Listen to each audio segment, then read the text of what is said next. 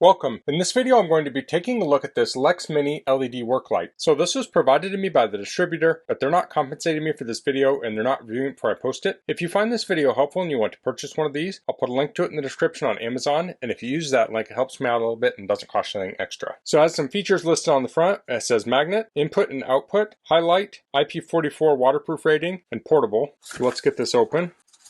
So here we have the light. We have a USB Type-C charge cable, and this is the manual. So it says Cobb floodlight. So Cobb stands for chip on board. That's the type of LED. So this has USB input and output. So this has a battery in it to power the light, but you can also use that battery to charge a phone or other devices with USB. Has a bracket, indicator light, on-off switch, hanging hook. It says built-in strong magnet and tripod holes. So it has many options for mounting this or positioning it. This is made of nylon, TPR, and ABS plastic. It has 4 brightness levels, 25, 50, 75, and 100%.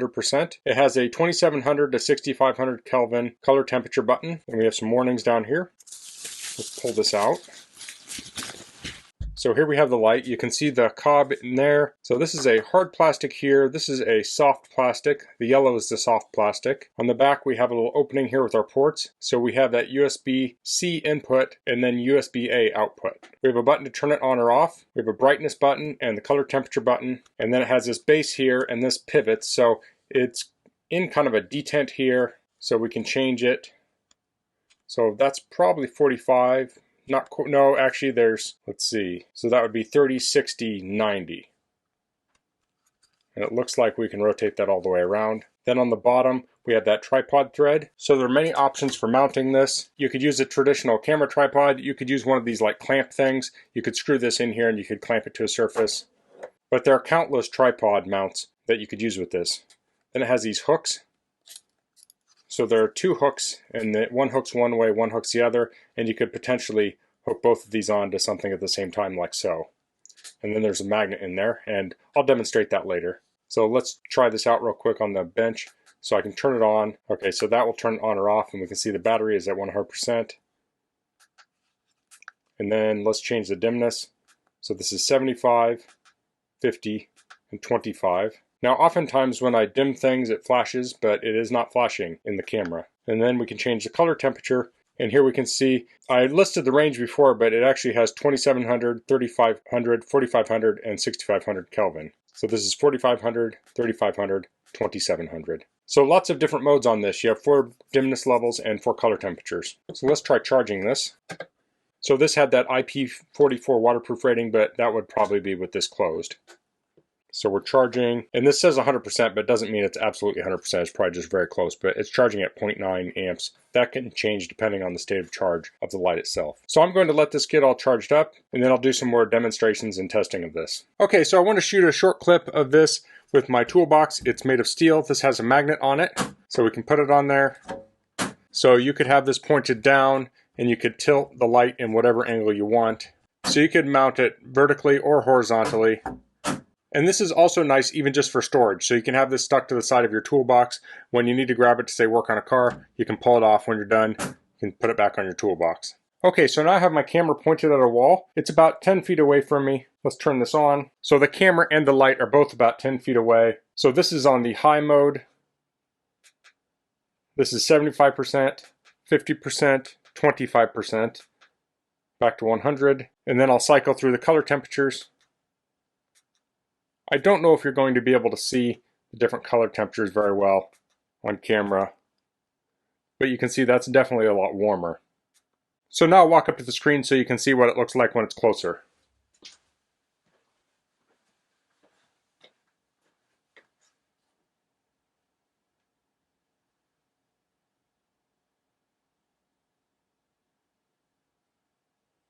And here I'll kind of point it down. So you can see here there's some rings toward the outer edge, but only until you get up to that very edge. It's very even light. So if you're doing something like drywall work, you could point this at the wall and you're not going to have a lot of different focus marks or rings in your light that are going to make it difficult to see the blemishes in the drywall work. So I will say this is more of a floodlight than a spotlight.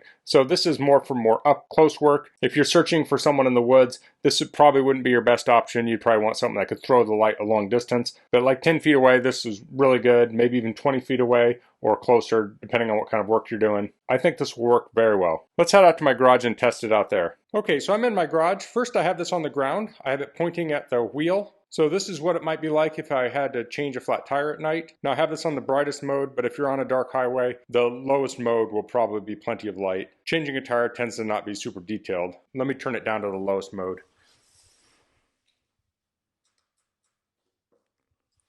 So here's the lowest mode. Although in an emergency situation, this has plenty of runtime to run in the highest or lowest mode for something just like changing a tire. Now we're at the engine of my car. So for many cars, the hoods will be made of steel. This one does not have a steel hood. It does have a steel latch, and it does magnet there, but not enough to hold it. But that's not a problem because it does have those hooks. Now I can use one hook there, or I can use both hooks, like so. And then I'll turn it like that. Let me turn off my camera light.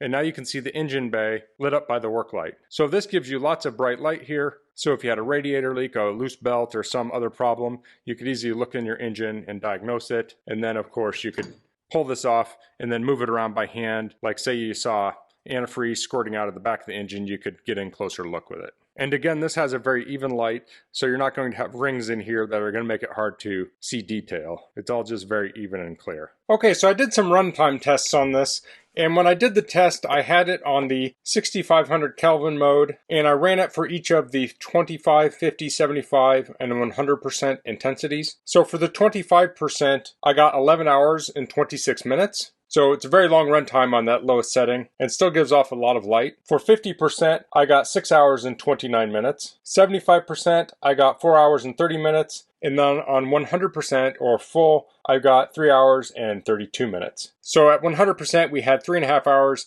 If you turn it down to 75%, you gain an hour. If you turn it down to 50%, you gain 2 more hours. And if you turn it down to 25%, you gain 5 more hours. And that's cumulative, that adds on each time. So that's the lexmini LED work light. I like the compact size of this. This would easily fit in a tool bag or the center console of your car. It has the stand that you can adjust to many angles. And then of course it has the magnet, has the hook, and the tripod mount. So it's very versatile for positioning this. Of course, it charges with USB and it has that USB-A port. So when you're not using it as a light, you can use it to charge your phone or other devices. I really like the even light on this. So this would be very ideal for doing things like painting, drywall work, but also good for like automotive, appliance repair, anywhere where you use a work light. And since it's LED, it's not going to get super hot like the old style halogen lights. It's a lot safer to work with. So you can get that bright light really right in there with the stuff you're working on. So that's all I'm going to cover in this video. If you have any questions, please leave them in the comments. If you liked this video, please click like. If you haven't subscribed to my channel, I'd appreciate it if you could do that. And thanks for watching. Until next time, goodbye.